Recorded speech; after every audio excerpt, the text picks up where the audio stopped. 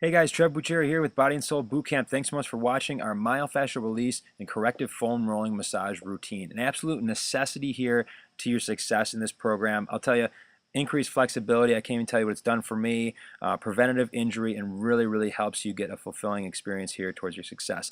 Again, spend your focus of time on the areas that really need the actual correcting. Enjoy guys, here we go. Alright guys, so getting right into it here with the glutes starting off. You'll notice here that I'm actually starting right and pinpointing an area that would really be bothering me. You'll notice here I also just flipped my right leg over my left here for exerting more pressure on the left side. And now I'm also doing the same thing for the right. So if you're looking for added pressure with any body parts here, generally what you do is just to exert more pressure, either flip a limb over the opposite side to put more weight on it. It's a good way. Moving into the hamstrings here, the back of the legs. Notice I'm using the full range of motion here, moving from the back of the knee all the way up to right under the glute to ensure that I get the entirety of the muscle. You can also shift your leg from inside to outside with your toe to make sure you're getting the full circumference of that as well too. You'll notice here I needed a little bit more pressure on either side to get a little bit deeper into the tissue for a further myofascial release, and that's really why the pressure is going on the opposite side there. Very effective, guys. Going down to the calves here. Alright, so I'm pretty much going to go from the Achilles area through the mid-gastroc, and this is actually mainly focusing on the lower section of the calves, the soleus, and that's why I did that, because the soleus was bothering me that day, so I decided to put a little extra time on the soleus. But if you wanted to hit the gastroc, which is the main hump of your calf muscle, then you go all the way up to right behind the knee here. And again, I'm exerting pressure on either side just because I want a deeper shift of myofascial release here. Alright, upper and mid back here. So a really great way to get self-adjustments. If you feel anything pops going on, that's a really good thing. That's your body correcting itself, hence corrective massage. With this as well too, you're going to get a nice softening of the tissue side on the spine.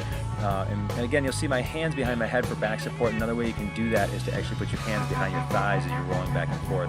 Make sure you don't get a shift. This is actually more talking about the specific muscles on the side of the spine, particularly the erector spinae, which run up vertical along the side of your spine and help to support it and also move it as well, of course. Here you'll notice that I'm actually bringing my head up to get a little bit deeper in that particular area. I have a wide stance with my feet, wide with my arms as well too, and make sure that I'm actually supporting myself. When I just move down there, I'm actually going more for a shift in lower spine. So if you have any low back injuries, we're more talking about the lumbar area or tightness down there. I have the butt of the foam roller going right into that particular area, therefore focusing from side to side. The IT band running on the side of the thighs. Again, if you have any knee problems here, a lot of time it focuses, or stems I should say, from the IT band, or that's definitely a part of the issue. I'm basically going full range of motion here from the outside of my knee all the way up to my hip, ensuring that I have a decent amount of pressure on that as well too. But you'll notice that my right leg here is actually on the ground helping to support, and I'm using a lot of hands to support as well too, because too much pressure on the IT band is definitely relatively painful, so expect that, but it's very effective. Moving into the quadriceps here. I'm going to be going from the knees all the way up to the hips here, and again I'm going to be putting pressure on the one side to exert a little bit more, because here basically I'm saying that I need a little bit more on my left side, and I'll be switching over to the right just to make sure I'm getting a real deep myofascial release. You can either go on the hands here, or you can go on the forearms, scoot, whatever is more comfortable for you.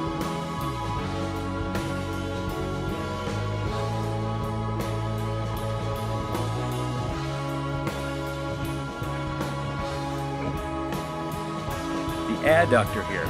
The adductor is more the inner thigh area, and here a little bit more hard of a position to put yourself into here, but we're more talking from the knee all the way to the groin area here. But again, it's very important to get that entire circumference of the leg when you're doing a release, just to make sure that everything is as loose as everything else, and that really makes the system fire and function as an entire unit.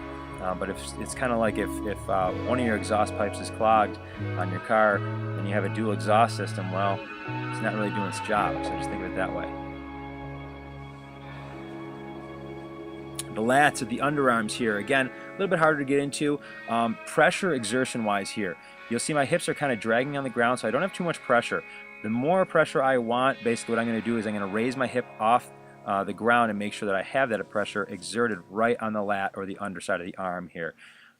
You can also shift your body forward and backward, meaning more face down or more laying down in your back area, depending on the particular area of the lat you're looking to work. Or you can just go straight on, basically what I'm doing right here. But make sure, of course, you do both sides.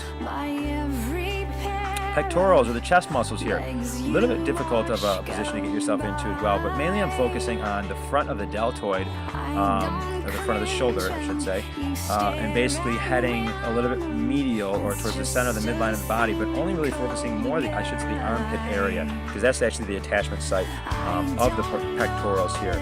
But again, I'm more almost in a push-up position here, exerting about 40% of my pressure on my pectorals. The deltoids, or the shoulders here, again, I am actually going on the medial delt, which is the mid one here, and pretty much I'm hitting it straight on. You can move forward and backwards as well too, rolling towards your face towards the ground and towards your face towards the sky to get the anterior, the front, and the posterior back delts as well too. But again, same basis here as far as the higher you bring your hip off the ground, the more pressure you're exerting on here. And again, we recommend roughly about 30 to 60 seconds, depending on if it's a trouble area or not.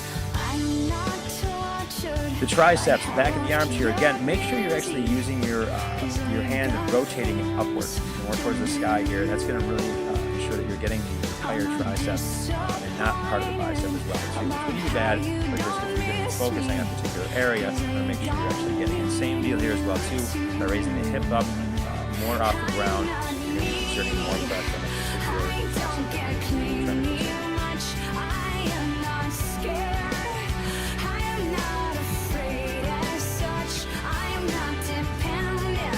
Biceps here, a little bit strange to get your position in here. Now I am rolling my hand going the opposite way, but I seem to have gotten into actually a pretty good groove there, where I did feel the movement quite thoroughly. But again, it's really, really important, the best you can, to incorporate as much of your entire body as possible. Because again, finding a machine, you want it to be all firing the exact same motion. And that's really, really important. If something is neglected, it will be holding you up, so to say. So always think of the body as a unit and have to work things entirely. Anterior tibialis, the front of the calf, basically. It's right in front on your shin, but it's the muscle directly, obviously, opposite from the calf muscle. Very, very important as well too for ankle mobility, and also if you have any knee issues as well too. You'll notice I'm going full range of motion from the knees all the way down to the shoelaces, but huge for runners and a must.